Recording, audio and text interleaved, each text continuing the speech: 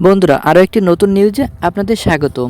সম্প্রতি বাংলাদেশের প্রধান উপদেষ্টা ডক্টর মোহাম্মদ ইউনূস চীন সফরে গিয়ে এক বিতর্ক মন্তব্য করে গোটা বিশ্বকে নাড়া দেন। তিনি বলেন, ভারতের উত্তর পূর্ব অঞ্চলে সেভেন সিস্টার অঞ্চল সমুদ্র সংযোগ দেওয়া হবে কিনা তা পুরোপুরি বাংলাদেশের ইচ্ছে উপর নির্ভর করবে। অর্থাৎ ভারতের সেভেন সিস্টারের চাবিকাঠি বাংলাদেশের হাতে। ভারতের ভৌগোলিক অবস্থা নিয়ে এমনকি বিস্ফোরণাত্মক মন্তব্য ডক্টর মোহাম্মদ ইউনূসের কোনোভাবেই বলা ঠিক হলো না। বেইজিংয়ে দাঁড়িয়ে মোহাম্মদ ইউনূস হয়তো ভুলে গেছেন যে তিনি কাচের ঘরের ভিতরে বসে ভারতের দিকে পাথর ছুটছে। আর ভারত শান্তশিষ্ট দেশ নয়। ভারতের প্রতিক্রিয়া আসবে ঝড়ের গতিতে। পরের দিন বাংলাদেশের দেওয়া ট্রান্সফরমেশন সুবিধাটি সম্পূর্ণভাবে বাতিল করে দেওয়া হয়। এই সুবিধা খুব অল্প সময় বাড়ানো হয়েছিল, যা এখন এক বিশাল সমস্যার কারণ হয়ে দাঁড়িয়েছে বাংলাদেশের জন্য। এই সিদ্ধান্ত কার্যকরিত হবে এপ্রিল 2025 থেকে, যা ফলে বাংলাদেশের আমদানি ও রপ্তানি কার্যকরিতে মারাত্মকভাবে প্রভাব পড়বে। ভারতের স্থলবন্দর, সমুদ্র, বিমানবন্দর ব্যবহারে পুরোপুরি বাতিল হয়ে যাওয়া বাংলাদেশের পণ্য চলাচল থমকে গেছে। ফলে দেশের বাণিজ্যিক খাতায় বিশাল ধস নেমে আসছে। আমদানি খরচ কয়েক গুণ বেড়ে গেছে। ভারত এই সিদ্ধান্তের ফলে শুধু বাংলাদেশ, নেপাল $50 মিলিয়ন, বাংলাদেশের ভুটান $20 মিলিয়ন বার্ষিক বাণিজ্যিক বন্ধ হয়নি, বরং কলকাতার লোধিয়ায় বিমানবন্দর ব্যবহার করে বাংলাদেশের $90 মিলিয়ন বাণিজ্যিক করত, তা এখন স্থগিত।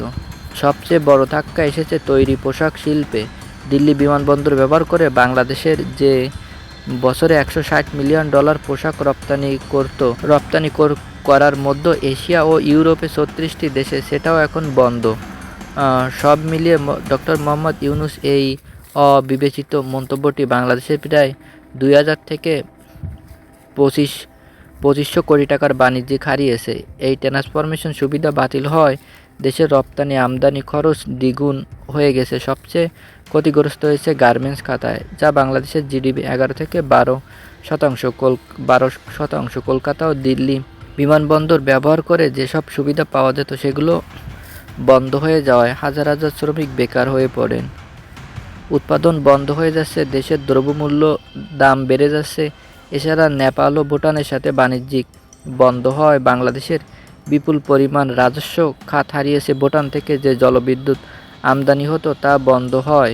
বিশেষ করে উত্তর জেলাগুলোতে রংপুর, দিনাজপুর, ঠাকুরগাঁও, নীলফামারী, কুড়িগ্রাম ইত্যাদি অঞ্চলের লোডশেডিং আবারও শুরু হয়েছে।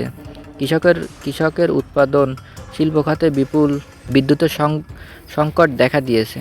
বিমানবন্দর দিয়ে পেট্রোলিয়াম বন্দর দিয়ে কয়লা, সার আমদানি এবং পারাদ্বীপ বন্দর দিয়ে খাদ্য রপ্তানি সবকিছু বন্ধ হয়ে যাওয়া বাংলাদেশের জ্বালানিতে কৃষক এবং শিল্প খাতের উপর দিয়ে চরম চাপ বেড়েছে। বিদ্যুতের দাম বেড়েছে, জ্বালানির দাম বেড়েছে, যার ফলে সাধারণ মানুষের জীবনযাত্রা আরও কঠিন হয়ে পড়ছে। সবশেষে বলা যায়, ডক্টর মোহাম্মদ ইউনূসের এই মন্তব্য শুধু কূটনীতিকভাবে নয়, অর্থনৈতিকভাবেও বাংলাদেশের মারাত্মক ক্ষতির কারণ হয়ে পড়ছে। এটি একটি রাজনৈতিক মাস্টার প্ল্যান ভারতের পক্ষ থেকে।